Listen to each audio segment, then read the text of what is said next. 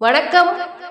காலையில் நாம் தூங்கி எழுந்தவுடன் உள்ளங்கைகளை பார்த்து சொல்ல வேண்டிய மந்திரம்.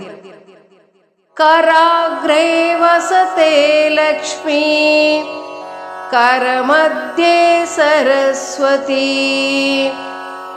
கரமூலே து கோவிந்தக, பிரபாதே கரதர்ஷனம், பிரபாதே கரதர்ஷனம், பிரபாதே கரதர்ஷனம்.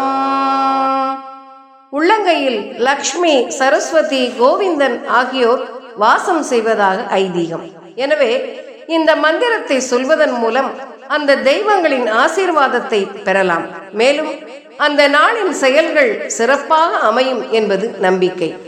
இந்த மந்திரம் செல்வ வளம், கல்வி அறிவு மற்றும் இறைவனின் அருளை பெற உதவும். நன்றி.